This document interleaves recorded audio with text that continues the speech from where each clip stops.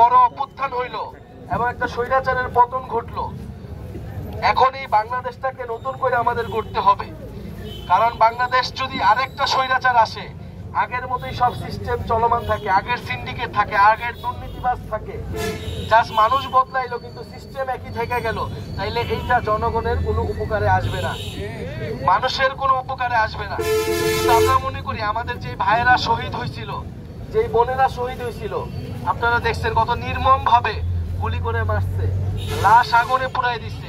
এই এত এত মানুষ জীবন দিছিল, রাস্তায় নেমে আসছিল এই দেশটার উপকারের জন্য, এই দেশটার মঙ্গলের জন্য, মানুষের জীবনের যাতে পরিবর্তন হয় সেই পরিবর্তনের জন্য। শুধুমাত্র ক্ষমতার জন্য, স্বার্থের জন্য তারা কিন্তু কেউই নামে নাই, আমরাও নামি নাই। ফলে এই যে এতগুলো মানুষ শহীদ হইল, জীবন দিল, তাদের রক্তের প্রতি ঋণ শোধ করার জন্য আমাদেরকে এই দেশের জন্য কাজ করতে হবে।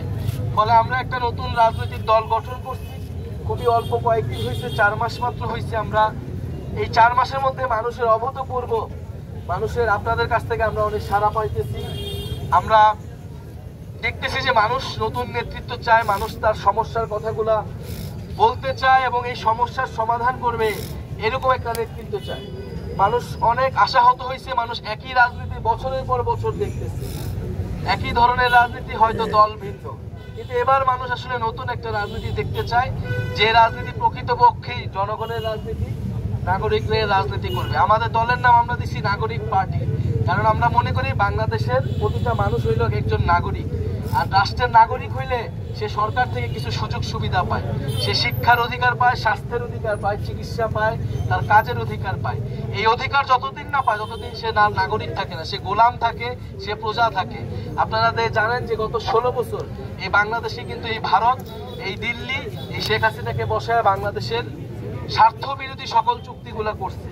আমরা এতদিন দাসের জীবনযাপন করছি, এই গণ অভ্যুত্থানের পরে আমরা আর কোনো দাসের জীবনযাপন করতে চাই না, আমরা স্বাধীনভাবে জীবনযাপন করতে চাই। এবং এই গণ অভ্যুত্থানে আমরা আরেকটা কথা বলছিলাম যে বৈষম্য, আপনারা শুনছেন শব্দটা, যে বৈষম্য বিরোধী ছাত্র আন্দোলন, যে আন্দোলন মানুষের যে বৈষম্য, সেই বৈষম্য দূর করবে। আমরা উত্তরবঙ্গের বৈষম্যের কথা জানি, পঞ্চগড়ের সাথে বৈষম্য হয় সেটা জানি। এই যে দেশে নানা ধরনের বৈষম্য আছে, অর্থনৈতিক বৈষম্য, আঞ্চলিক বৈষম্য, এই বৈষম্যগুলো দূর করতে হবে। সকল মানুষের মধ্যে একটা সমতা আনতে হবে, মানুষ যাতে তার অধিকারগুলো পায় এবং সবাই যাতে একটা মর্যাদা নিয়ে জীবনযাপন করতে পারে এবং বাংলাদেশকে বুকে ধারণ করে, এই দেশপ্রেমকে বুকে ধারণ করে, মানুষের প্রতি দরদ রেখে যে রাজনীতি, আমরা সেই রাজনীতিটা করতে চাই। ইনশাল্লাহ আপনারা আমাদের জন্য দোয়া করবেন। আমরা হয়তো বয়সে ছোট হইতে পারি, কিন্তু আপনাদের জন্য, দেশের মানুষের জন্য আমাদের আসলে বুক ভরা দরদ আছে, আমাদের সেই সাহস আছে, আমাদের সেই আপোষহীন, আমাদের সেই স্পিরিট আছে।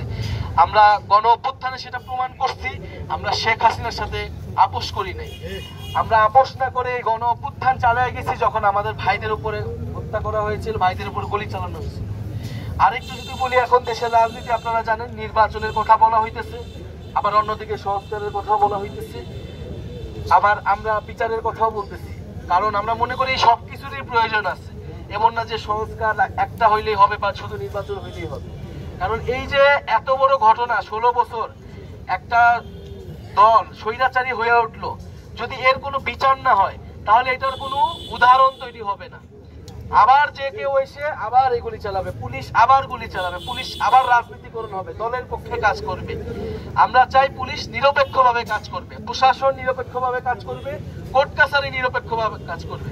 বলে এই সকল প্রতিষ্ঠানগুলো সংস্কার হইতে হবে এবং যারা এই 16 বছর আপনাদেরকে জুলুম করছে, নির্যাতন করছে, চাঁদাবাজি, দুর্নীতি, সন্ত্রাস করছে, তাদেরকে গ্রেফতার করতে হবে। যারা আন্দোলনে গণহত্যা করছে তাদের অবশ্যই বিচারের আওতায় আনতে হবে এবং সবার আগে আনতে হবে ওই শেখ হাসিনাকে।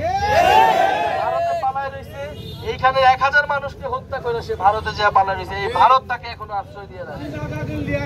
ফলে আবার অবশ্যই ভারত সরকারকে চাপ দিয়ে শেখ হাসিনাকে ফেরত এনে কঠোরতম কঠোর শাস্তির আওতায় আনতে হবে। বিচার, সংস্কার এবং আমরা আরেকটা কথা বলি, নতুন সংবিধান লাগবে। এই যে সংবিধান ছিল, একটা মুজিববাদী সংবিধান, এটা আওয়ামী লীগের সংবিধান ছিল, এটা বাংলাদেশের জনগণের সংবিধান না, এটা ভারতের চাপায় দেওয়া একটা সংবিধান। 72 সালে হয়েছে এবং যুগের পর যুগ এটা বাংলাদেশে রয়ে গেছে।